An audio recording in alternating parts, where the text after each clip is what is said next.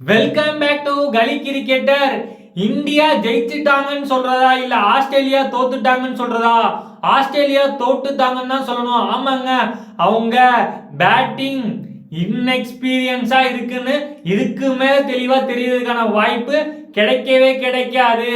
India சீரியஸா தோக்கலனாலும் இந்தியால ஏகப்பட்ட கேள்விகள் இருக்குங்க. தூபேவோ ஒன்றோன்னு அனுப்புறீங்க, சஞ்சு சாம்சனோ ஒன்றை அனுப்புனீங்க, திலக்கர்மா ஒன்றவன், சூரியகுமார் யாதவ் ஒன்றன். யார் தான் உங்க நிரந்தர ஒன்றவன்? இன்னும் வேர்ல்டு கப்புக்கு ரொம்ப நாள் இல்லை. 2026ல் எவ்வளோ நாள் நீங்க டெஸ்டிங் செஞ்சுக்கிட்டே இருப்பீங்க?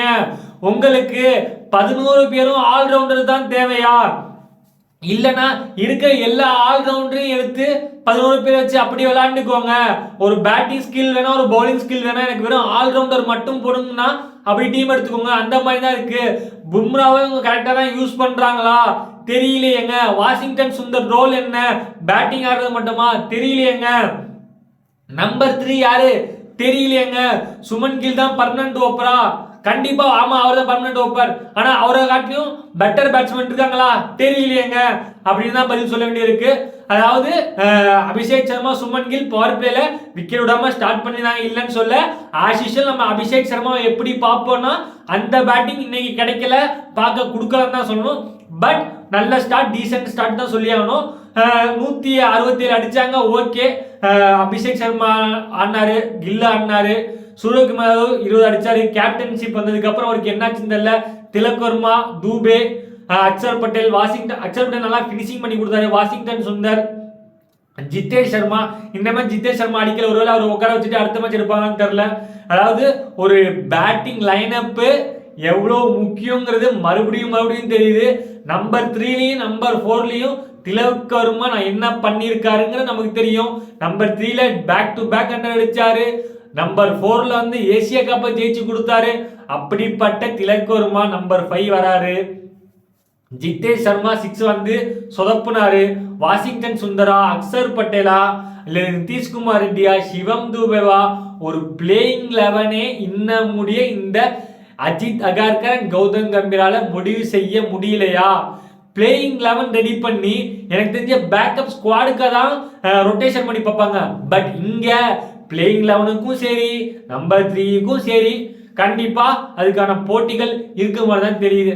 இந்த டீம்ல 2026 வேர்ல்டு கப் ஸ்குவாட் யார் யார் இருப்பா? சுமன் கில் கண்டிப்பா இருப்பாரு. ஸ்கை கேப்டனுங்கிறனால தவிர்க்க முடியாது.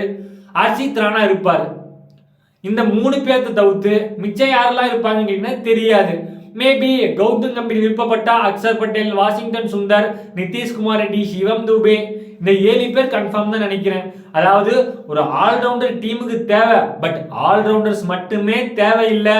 ஒரு லெஜெண்ட் பும்ரா, அவரை வந்து நீங்க எங்க யூஸ் பண்றீங்க, எப்படி யூஸ் பண்றீங்கிறது ஒன்று இருக்கு.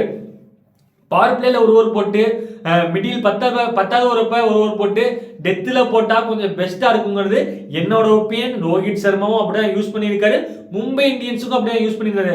பட் இங்கே பவர் பிளே 2 ஓவரில் கொடுத்து 17வது ஓவரே அவர் கொடுத்து முடிச்சு டெத் ஓவர் போகிறதுக்கு உங்களுக்கு யார் இருக்கா தெரியல. அதாவது இந்தியா ஏதோ ஒரு மாதிரி ஜெயிச்சுட்டு போயிட்டு இருக்காங்கன்னா ஒழிய, பட் கண்டிப்பா இந்த டீம் வந்து ஸ்குவாடு இந்த மாதிரி வச்சு அனலைஸ்லாம் பண்ணி வேர்ல்டு கப் படிக்கணும்னு கேட்டீங்கன்னா சத்தியமா எனக்கு தெரியாது, நடக்காதுன்னு தான் தோணுது. ஒரு இந்தியன் ஃபேனா பொறுத்து வந்து பார்ப்போம். நம்ம ஆல்ரெடி சொல்லியிருந்தோம் 3-1 சொல்லி இந்த சீரீஸை இந்தியா ஜெயிக்கணும். அடுத்த மேட்ச் கேன்சல் நடக்கும், அதுக்கான ப்ரிவியூ ரிவ்யூலாம் கண்டிப்பா போடுவோம். இந்த வீடியோ பிடிச்சா லைக் பண்ணுங்க, கிரிக்கெட் பார்க்குறோம் ஷேர் பண்ணுங்க, மறக்காம நம்ம சேனலை சப்ஸ்கிரைப் பண்ணுங்க. Thank you guys.